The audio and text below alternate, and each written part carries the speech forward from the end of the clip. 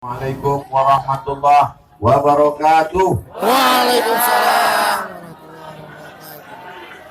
Ya ada walang kita sesidena. Sihat. Coblos nomor 7. Oh iya. Alhamdulillah. Wassalatu wassalamu ala Rasulillah wa ala alihi wa sahbihi wa man tabi'ahu wa mawalah. Saya amat sangat bersenang hati bisa datang berkunjung ke Tanjung Baru. Mudah-mudahan masyarakat Tanjung Baru panjang umur, murah rezeki. Man ahabba yubsatallahu fi rizqihi, siapa yang mau dimurahkan rezekinya. Wa yunsa'alahu fi asarihi, dipanjangkan umurnya. Aliyasil rahimahu, ta'ala dia rajin-rajin selalu menyambung tali silaturahim. Saya tidak sanggup untuk mendukung Pak Hafid dengan Pak Rizal karena saya lebih ringan dari mereka berdua.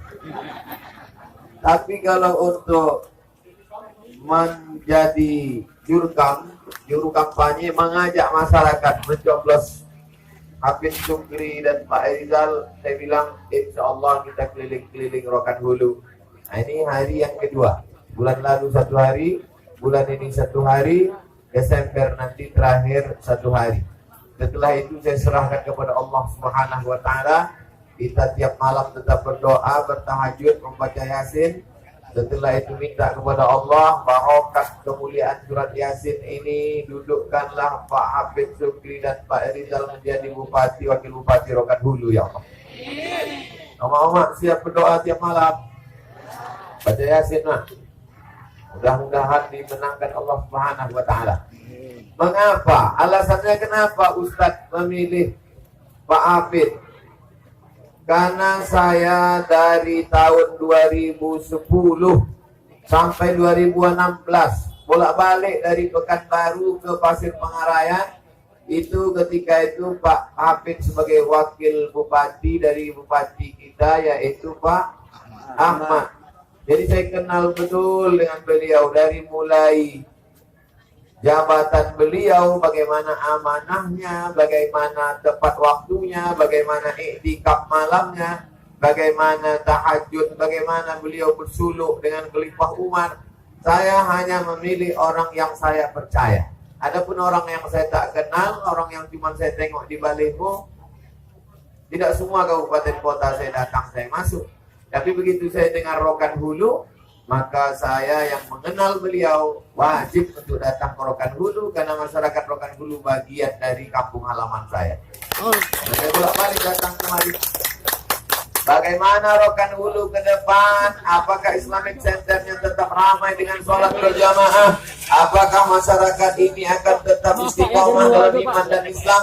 Maka saya sedikit banyak dituntut bertanggung jawab karena selama ini saya ceramah ke masyarakat Rokan Hulu. Hari ini saya pula mengajak masyarakat Rokan Hulu. Kenapa? Karena kalau dulu ada 5 pelajaran agama di sekolah-sekolah umum. Ada Quran hadis, akidah akhlak, bahasa Arab, sejarah Islam, fikih. Itu dulu. Lalu kemudian program itu berhenti karena ini terkait dengan yadana. APBD. Guru-guru di SMP setiap kecamatan itu mesti digaji. Begitu juga dengan sekolah tahfiz. Begitu juga dengan sekolah tinggi ilmu Al-Quran. Itulah pentingnya kekuasaan. Ceramah ini penting Bapak Ibu. Tapi kalau tidak ada kekuasaan maka dia tak berarti, tak bermakna apa-apa. Jadi mesti ada kerjasama antara ustadz yang mengajak umat dengan kekuasaan yang punya tanda tangan. Satu tanda tangan orang yang berkuasa itu amat sangat bermakna bagi sebuah kelancaran dakwah Islam. Betul atau tak betul? Yang saya sampaikan ini adalah pengalaman nyata di tengah masyarakat ketika saya berkeliling-keliling. Bukui mulut mengatakan bayarlah zakat, bayarlah zakat, bayarlah zakat. Orang tak mau bayar zakat.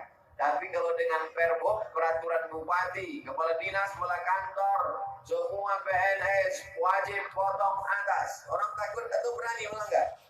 Mana berani dia melanggar? Kenapa? Punya atasan. Itulah pentingnya. Jadi kalau ada orang bertanya, kenapa lah Ustadz Somad mengurus Rokan Hulu padahal dia dari Pekanbaru? Karena saya peduli pada Rokan Hulu.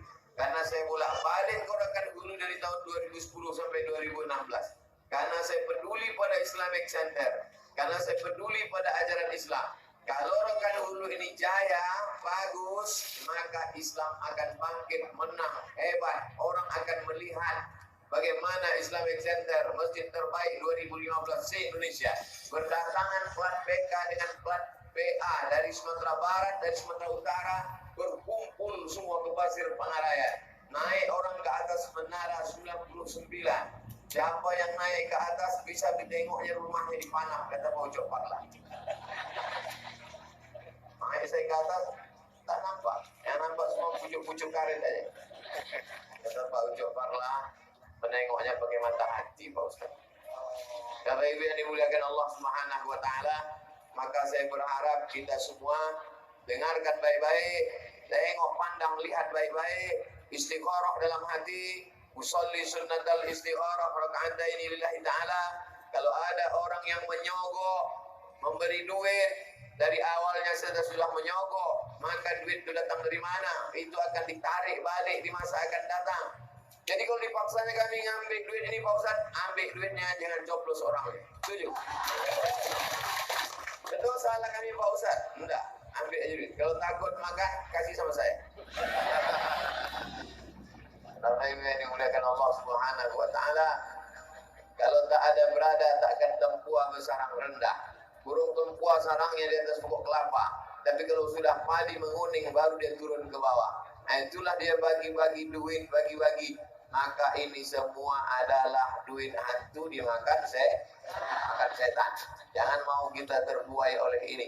Kita luruskan pemahaman kita, kita istikharah kepada Allah, kita tolong dengan memilih orang yang berkuasa, peduli kepada Rokan Hulu. Dan ini bukan ecek-ecek, bukan main-main, karena beliau pernah menjadi wakil bupati. Saya melihat kerja nyata, saya mengalami sendiri, sampai akhirnya saya pun berhenti datang ke Rokan Hulu sejak 4 tahun yang lalu. 2016 sejak jutaan datang lagi. Hari ini sekali datang, bukan hanya di Pasir Pangarayan, melompat dari pasir ke Daluda.